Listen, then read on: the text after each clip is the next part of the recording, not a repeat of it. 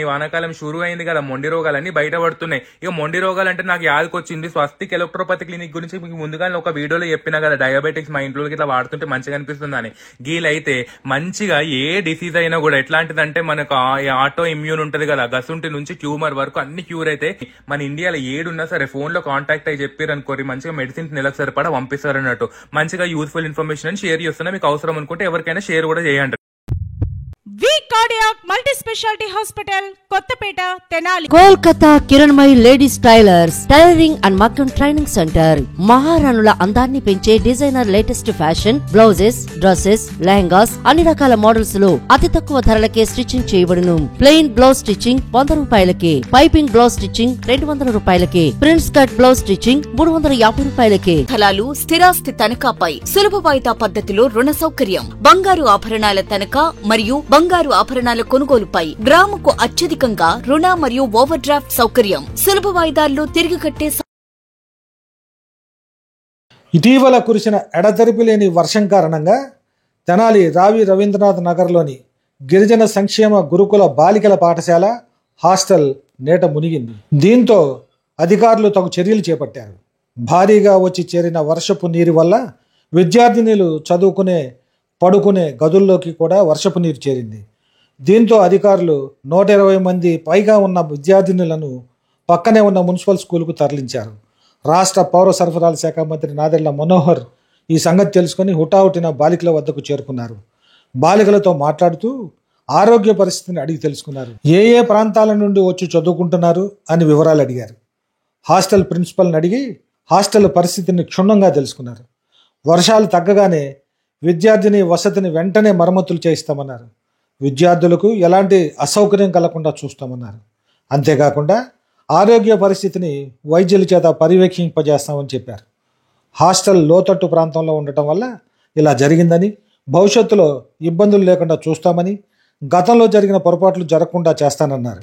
సురక్షితంగా విద్యార్థులు విద్యను అభ్యసించేలా మున్సిపల్ అధికారులు చర్యలు తీసుకుంటారని మంత్రి చెప్పారు. ఇదిలా ఉంటే బాలికలకు ఇచ్చే రాగి పిండిని మంత్రి పరిశీలించారు. అయితే దానిపైన ఉన్న డేట్ ప్రకారం ఎక్స్పైర్ అయి ఉండటాన్ని గమనించి వెంటనే వాటిని తొలగించి వారికి ఆరోగ్యకరమైన ఆహారాన్ని అందించాలే కానీ ఇలాంటివి చూడకుండా బాలికలకు అందించవద్దంటూ సిబ్బందిని హెచ్చరించారు. మంత్రి వాటిని స్వయంగా సెల్ ఫోన్లో ఫోటో తీసుకుని సంబంధిత అధికారులతో చర్చించారు. వెంటనే బాలికలకు మంత్రి బిస్కెట్లు తెప్పించి అందజేశారు.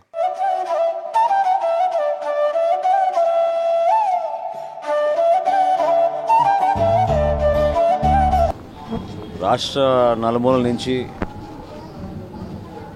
ఎస్టీ విద్యార్థినులు చదువుకోవడానికి, నివసించడానికి ఒక హాస్టల్ గతంలో ఎప్పుడో నిర్మాణం జరిగింది పినపాడు ప్రాంతంలో. మీ అందరికీ తెలిసిన విషయమే. అయితే అప్పటి నుంచి ఇప్పటివరకు దానికి సరైన విధానంలో మరమ్మతులు చేసుకోలేకపోయాం. ఆధునీకరణలో భాగంగా వసతులు కల్పించాల్సిన బాధ్యత ఖచ్చితంగా ఉంది. ఎప్పుడు కూడా నిధులు దారి మళ్లించారు, సంబంధిత శాఖకు రావాల్సిన నిధులు సద్వినియోగం చేసుకోలేకపోయాం.